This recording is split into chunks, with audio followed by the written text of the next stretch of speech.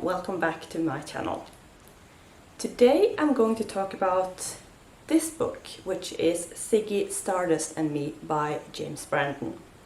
So I'll sort of try to match my outfit to the book a little bit.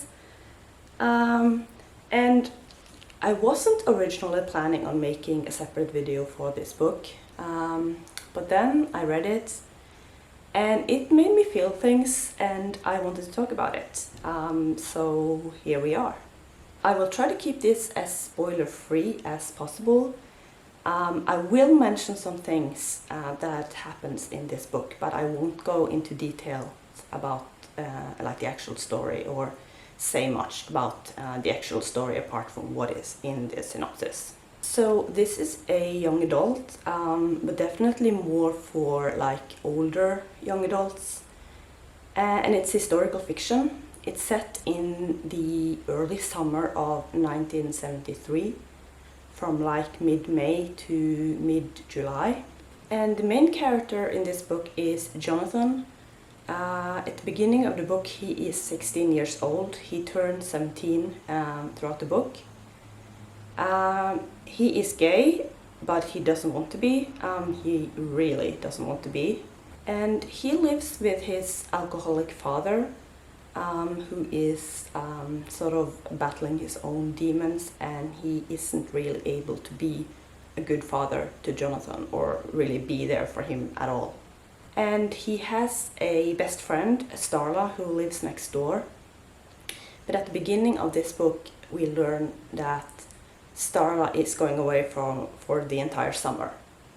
And that to Jonathan is basically the worst news ever, because Starla is really the only person who is there for him. Jonathan is being severely bullied at school. He also goes to therapy after an incident that happens a few years earlier. And the purpose of the therapy is basically to fix him and to get the gay out of him, basically. And he also has asthma, which is something that affects his life a lot and is brought up in this book also a lot. So to get through all the things that he needs to deal with in his life, Jonathan sort of survives, I guess, by living in a fantasy world where he basically talks with his hero, Ziggy Stardust, and also with his dead mother. And he really just lives a lot of his life in this alternate reality where he can be anything or anyone, and just to get through life, really. He then meets Webb, a Native American boy who is new at school. And Jonathan is drawn to Webb pretty much immediately, even though he tries not to be. He is dealing with a lot of internalized homophobia, and he hates being gay, and he just wants that part of him to disappear, really. And he still believes that the therapy he is going through will fix him. So that's basically the premise of the story. This book hit me emotionally way more than I expected to. The therapy that Jonathan goes through, it's conversion therapy, basically. And there is one scene in particular that was just rough. It was really hard to read.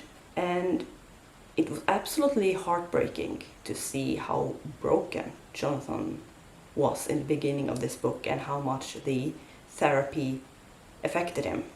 And I will say that I don't cry often in books, but this book actually did make me cry. I loved Jonathan as a character so much. He's the kind of character that I really just wanted to hug and tell him that, eventually things will be okay. He's definitely flawed, and he definitely makes mistakes in this book. But I was also so proud of him for the journey he went through in this story, because he grows a lot and he learns a lot about himself and about others. The relationship between Jonathan and Webb just hit me right in the feels. There was something so sweet and pure about it. And while Jonathan is very conflicted about his feelings for Webb, it was just really nice to see how Webb was able to make him feel like he could finally be himself and how he eventually starts to question how his feelings can be wrong when it feels so right. This book has a style of writing that is pretty different. It's kind of abstract in a sense, and we're very much in Jonathan's head, and we're like following his thought process down to like details really.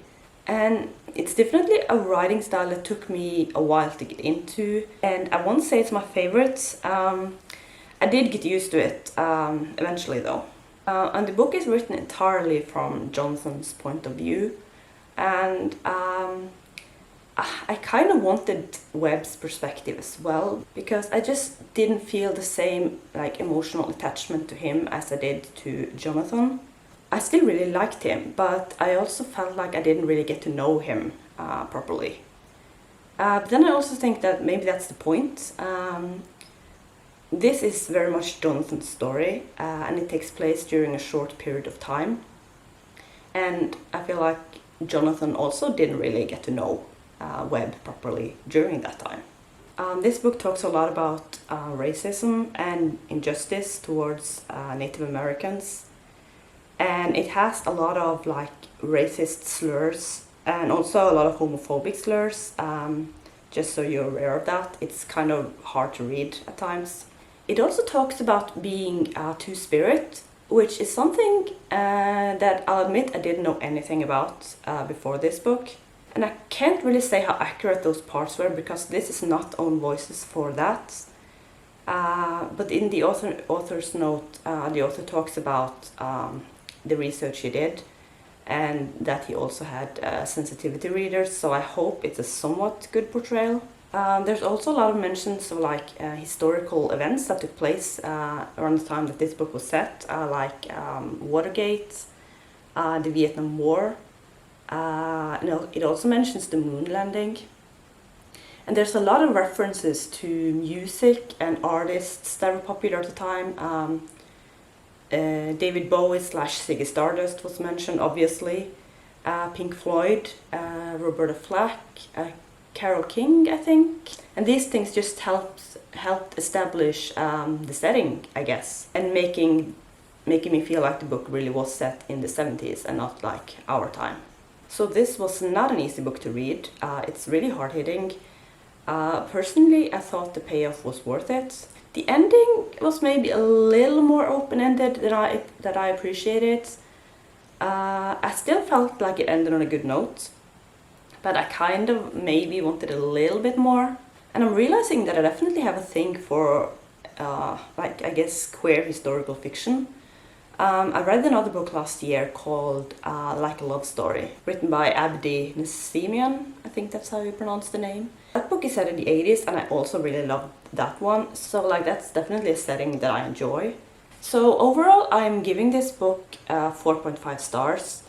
It was pretty close to being a 5-star book. There was just some minor thing that kept it from like being completely up there, like mainly the writing and a couple of other things that I mentioned.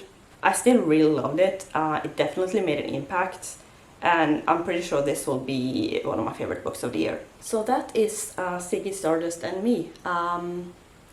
I don't necessarily think it's a book that everyone is going to love, but personally it just hit me right in the feels. It made me pretty emotional, and that is always a sign of a good book for me.